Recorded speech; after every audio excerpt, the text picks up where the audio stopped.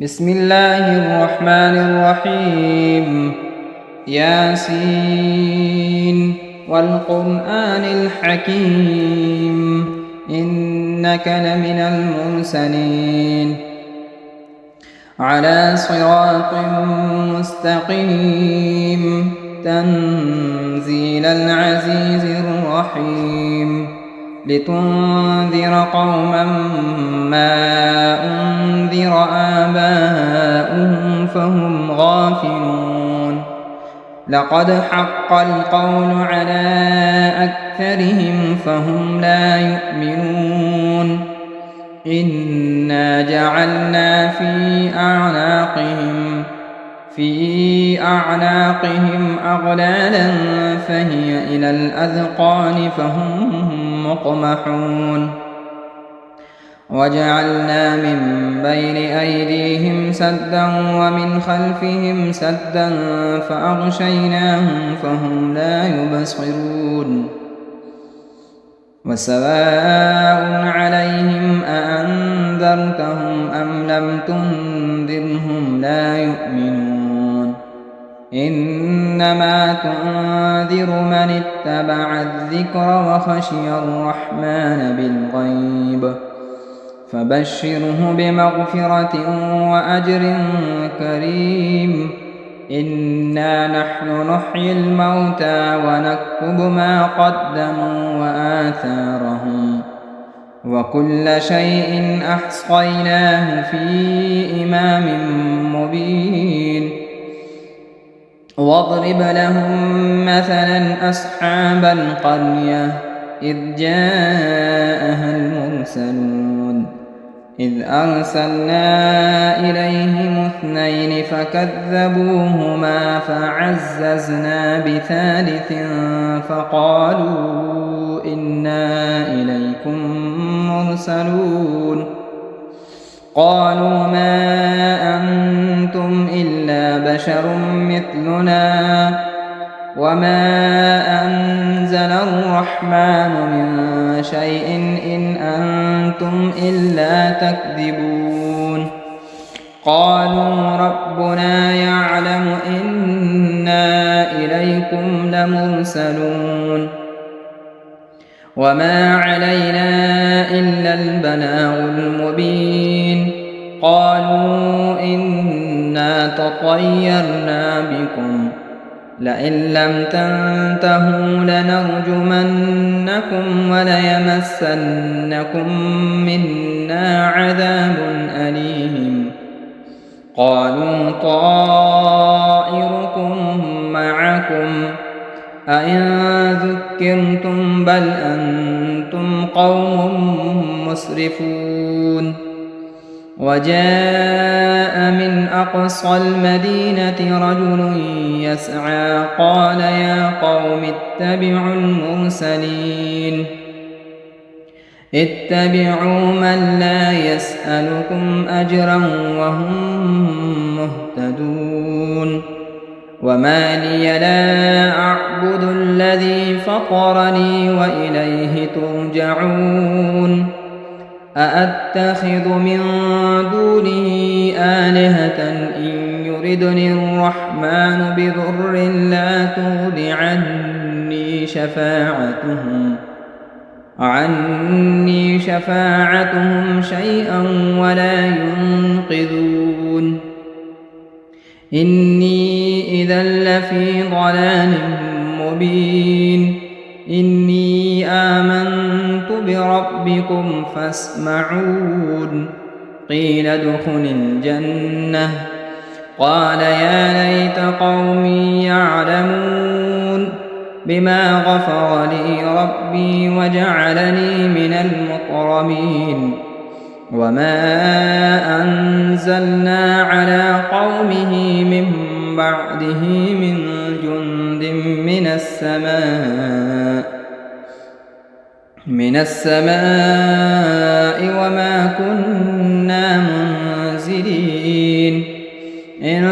كانت إلا صيحة واحدة فإذا هم خامدون يا حسرة على العباد ما يأتيهم من رسول إلا كانوا به يستهزئون ألم يروا كم أهلكنا قبلهم من القرون أنهم إليهم لا يرجعون وإن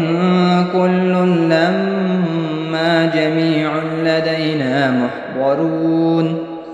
وآية لهم الأرض الميتة أحييناها وأخرجنا منها حبا فمنه يأكلون وجعلنا فيها جنات من نخيل وأعناب وفجرنا فيها من العيون ليأكلوا من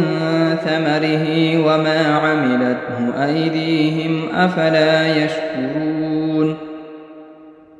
سبحان الذي خلق الأزواج كلها مما تنبت الأرض ومن أنفسهم ومما لا يعلمون وآية لهم الليل نسلخ منه النهار فإذا هم مظلمون والشمس تجري لمستقر لها ذلك تقدير العزيز العليم والقمر قدرناه منازل حتى عاد كالعرجون القديم لا الشمس ينبغي لها أن تدرك القمر ولا الليل سابق النهار وكل في فلك يسبحون وآية لهم أنا حملنا ذريتهم في الفلك المشحون وخلقنا لهم من مثله ما يركبون وإن نشأ نغرقهم فلا صريخ لهم ولا هم ينقذون إلا رحمة منا ومتاعا إلى حين وإذا قيل لهم اتقوا ما بين أيديكم وما خلفكم لعلكم ترحمون وما تأتيهم من آية من آيات ربهم إلا كانوا عنها معرضين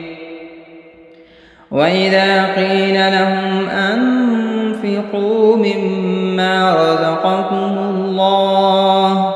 قال الذين كفروا للذين آمنوا أنطعم من لو يشاء الله أطعمه إن أنتم إلا في ضلال مبين ويقولون متى هذا الوعد إن كنتم صادقين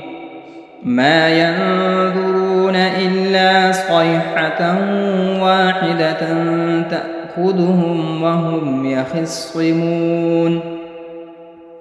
فلا يستطيعون توصية ولا إلى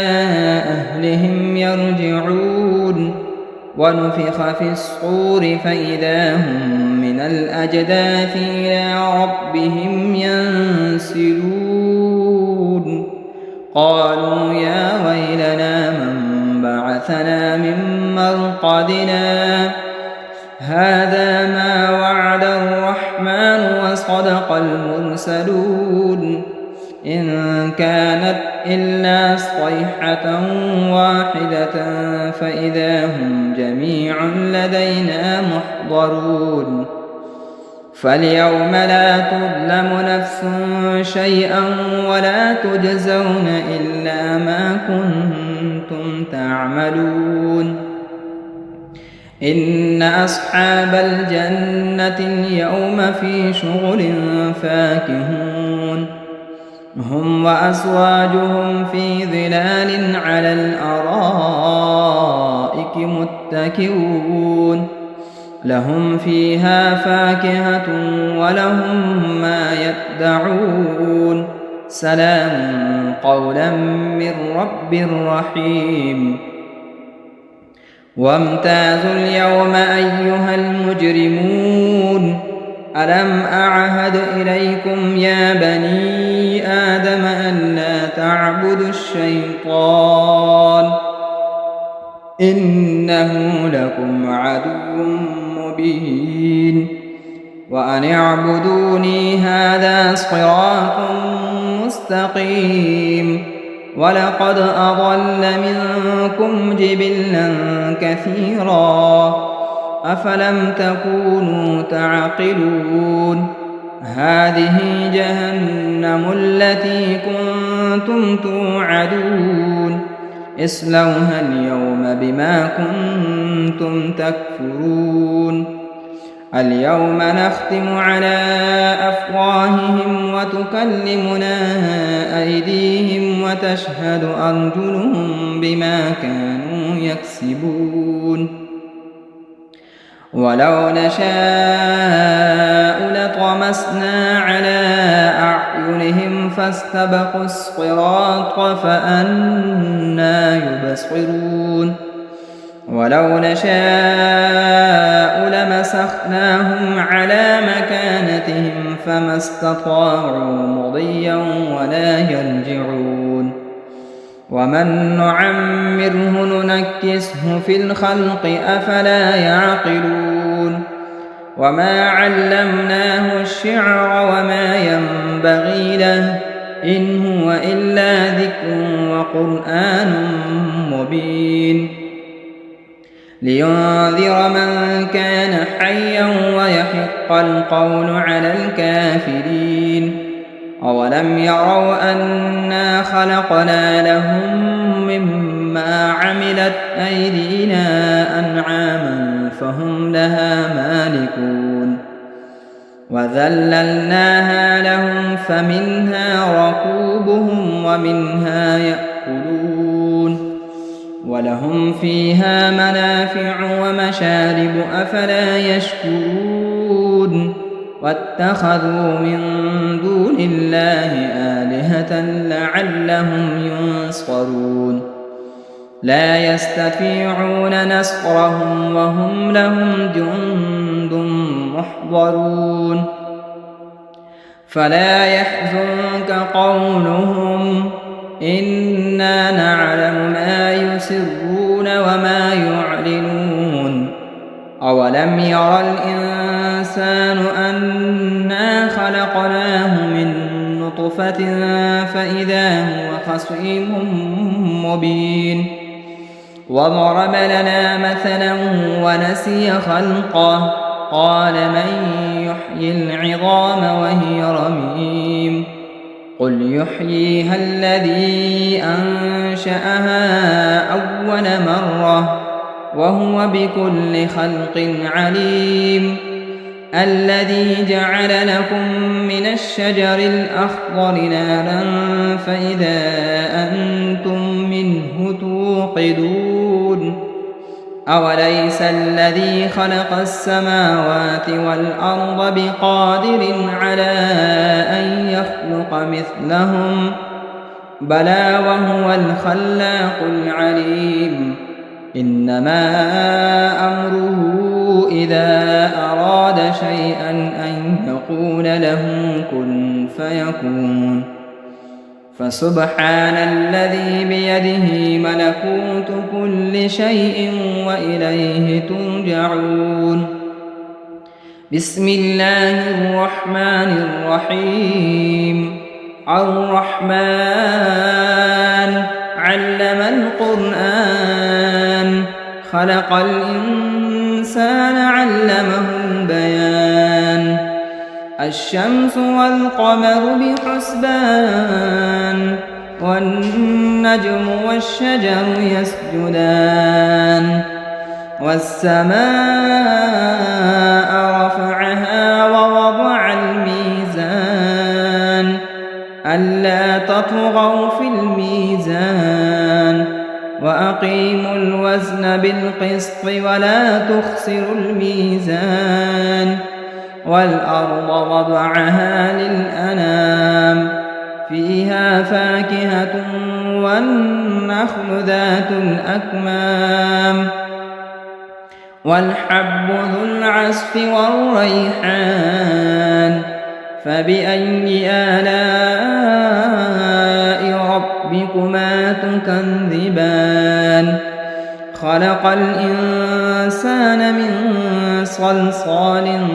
كالفخار وخلق الجان من مارج من نار فبأي آلاء ربكما تكذبان رب المشرقين ورب المغربين فبأي آلاء ربكما تكذبان مرج البحرين يلتقيان بينهما برزخ لا يبغيان فبأي آلاء ربكما تكذبان يخرج منهما اللؤلؤ والمرجان فبأي آلاء ربكما تكذبان وله الجوار المنشآت في البحر كالأعلام فبأي آلاء ربكما تكذبان كل من عليها فان ويبقى وجه ربك ذو الجلال والإكرام فبأي آلاء ربكما تكذبان يسأله من في السماوات والأرض كل يوم هو في شأن فبأي آلاء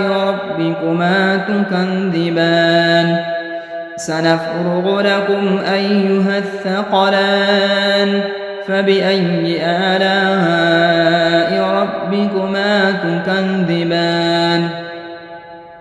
يا معشر الجن والإنس إن استطعتم أن تنفذوا من أقطار السماوات والأرض فانفذوا لا تنفذون إلا بسلطان فبأي آلاء ربكما تكذبان يرسل عليكما شؤاد من نار ونحاس فلا تنتصران فبأي آلاء ربكما تكذبان فإذا انشقت السماء فكانت وردة كالدهان فبأي آلاء ربكما تكذبان فيومئذ لا يسأل عن ذنبه إنس ولا جان فبأي آلاء ربكما تكذبان يعرف المجرمون بسيماهم فيؤخذ بالنواصي والأقدام فبأي آلاء ربكما تكذبان هذه جهنم التي يكذب بها المجرمون يطوفون بينها وبين حميم آن فبأي آلاء ربكما تكذبان ولمن خاف مقام ربه جنتان فبأي آلاء ربكما تكذبان ذواتا أفنان فبأي آلاء ربكما تكذبان فيهما عينان تجريان فبأي آلاء ربكما تكذبان فيهما من كل فاكهة زوجان فبأي آلاء ربكما تكذبان متكئين على فرش بطائنها من استبرق وجنى الجنتين دان فبأي آلاء ربكما تكذبان فيهن قاصرات الطرف لم يطمثهن إنس قبلهم ولا جان فبأي آلاء ربكما تكذبان كأنهن الياقوت والمرجان فبأي آلاء ربكما تكذبان هل جزاء الإحسان إلا الإحسان فبأي آلاء ربكما تكذبان ومن دونهما جنتان فبأي آلاء ربكما تكذبان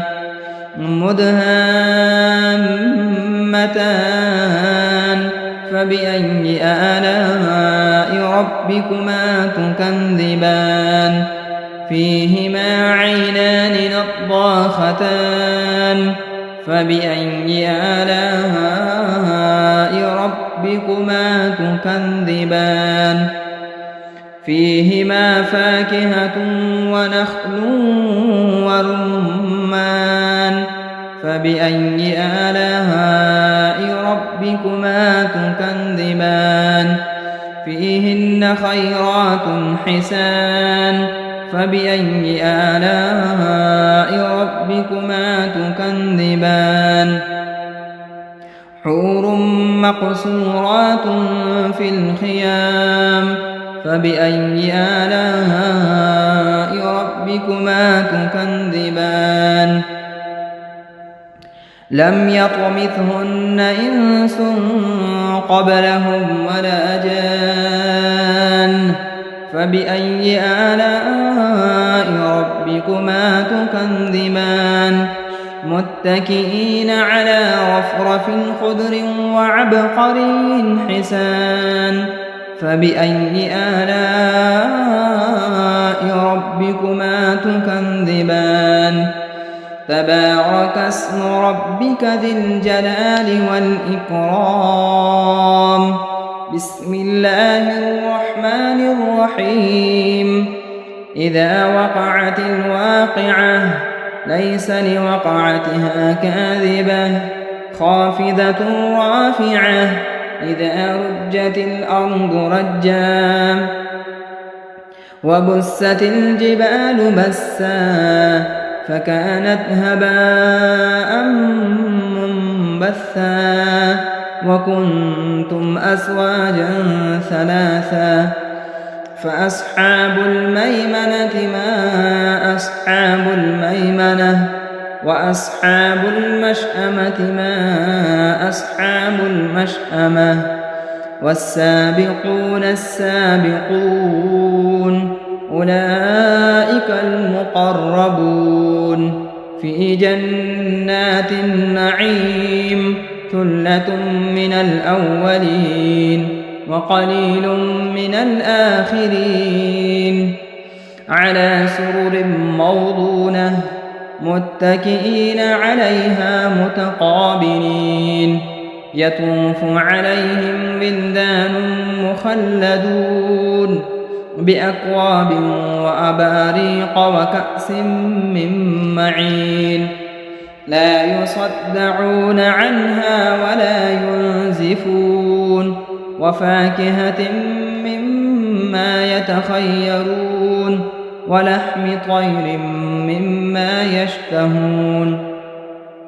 وحور عين كأمثال اللؤلؤ المكنون جزاء بما كانوا يعملون لا يسمعون فيها لغوا ولا تأثيما إلا قيلا سلاما سلاما. وأصحاب اليمين ما أصحاب اليمين في سدر مخضود وطلح منضود وظل ممدود وماء مسكوب وفاكهة كثيرة لا مقطوعة ولا ممنوعة وفرش مرفوعة إنا أنشأناهن إنشاء فجعلناهن أبكارا عربا أترابا لأصحاب اليمين ثلة من الأولين وثلة من الآخرين. وأصحاب الشمال ما أصحاب الشمال في سموم وحميم وظل من يحموم لا بارد ولا كريم إنهم كانوا قبل ذلك مترفين وكانوا يصرون على الحنث العظيم وكانوا يقولون أئذا متنا وكنا ترابا وعظاما أئنا لمبعوثون أو آباؤنا الأولون قل إن الأولين والآخرين لمجموعون إلى ميقات يوم معلوم ثم إنكم أيها الضالون المكذبون لآكلون من شجر من زقوم فمالئون منها البطون فشاربون عليه من الحميم فشاربون شرب الهيم هذا نزلهم يوم الدين نحن خلقناكم فلولا تصدقون أفرأيتم ما تمنون أأنتم تخلقونه أم نحن الخالقون نحن قدرنا بينكم الموت وما نحن بمسبوقين على أن نبدل أمثالكم وننشئكم فيما لا تعلمون ولقد علمتم النشأة الأولى فلولا تذكرون أفرأيتم ما تحرثون أأنتم تزرعونه أم نحن الزارعون لو نشاء لجعلناه حطاما فظلتم تفكهون إنا لمغرمون بل نحن محرومون أفرأيتم الماء الذي تشربون أأنتم أنزلتموه من المزن أم نحن المنزلون لو نشاء جعلناه أجاجا فلولا تشكرون أفرأيتم النار التي تورون أأنتم أنشأتم شجرتها أم نحن المنشئون نحن جعلناها تذكرة ومتاعا للمقوين فسبح باسم ربك العظيم فلا أقسم بمواقع النجوم وإنه لقسم لو تعلمون عظيم إنه لقرآن كريم في كتاب مكنون لا يمسه إلا المطهرون تنزيل من رب العالمين أفبهذا الحديث أنتم مدهنون وتجعلون رزقكم أنكم تكذبون فلولا إذا بلغت الحلقوم وأنتم حينئذ تنظرون ونحن أقرب إليه منكم ولكن لا تبصرون فلولا إن كنتم غير مدينين ارجعونها إن كنتم صادقين فأما إن كان من المقربين فروح وريحان وجنة نعيم وأما إن كان من أصحاب اليمين فسلام لك من أصحاب اليمين وأما إن كان من المكذبين الضالين فنزل من حميم وتصلية جحيم إن هذا لهو حق اليقين فسبح باسم ربك العظيم بسم الله الرحمن الرحيم تبارك الذي بيده الملك وهو على كل شيء قدير الذي خلق الموت والحياة ليبلوكم أيكم أحسن عملا وهو العزيز الغفور الذي خلق 7 سماوات طباقا ما ترى في خلق الرحمن من تفاوت فارجع البصر هل ترى من فتور ثم ارجع البصر كرتين ينقلب إليك البصر خاسئا وهو حسير ولقد زينا السماء الدنيا بمصابيح وجعلناها رجوما للشياطين وأعتدنا لهم عذاب السعير وللذين كفروا بربهم عذاب جهنم وبئس المصير إذا ألقوا فيها سمعوا لها شهيقا وهي تفور تكاد تميز من الغيظ كلما ألقي فيها فوج سألهم خزنتها ألم يأتكم نذير قالوا بلى قد جاءنا نذير فكذبنا وقلنا ما نزل الله من شيء إن أنتم إلا في ضلال كبير وقالوا لو كنا نسمع أو نعقل ما كنا في أصحاب السعير فاعترفوا بذنبهم فسحقا لأصحاب السعير إن الذين يخشون ربهم بالغيب لهم مغفرة وأجر كبير وأسروا قولكم أو اجهروا به إنه عليم بذات الصدور ألا يعلم من خلق وهو اللطيف الخبير هو الذي جعل لكم الأرض ذلولا فامشوا في مناكبها وكلوا من رزقه وإليه النشور أأمنتم من في السماء أن يخسف بكم الأرض فإذا هي تمور أم أمنتم من في السماء أن يرسل عليكم حاصبا فستعلمون كيف نذير ولقد كذب الذين من قبلهم فكيف كان نكير أولم يروا إلى الطير فوقهم صافات ويقبض ما يمسكهن إلا الرحمن إنه بكل شيء بصير أمن هذا الذي هو جند لكم ينصركم من دون الرحمن إن الكافرون إلا في غرور أمن هذا الذي يرزقكم إن أمسك رزقه بل لجوا في عتو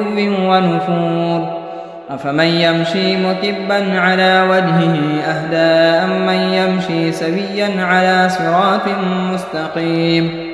قل هو الذي أنشأكم وجعل لكم السمع والأبصار والأفئدة قليلا ما تشكرون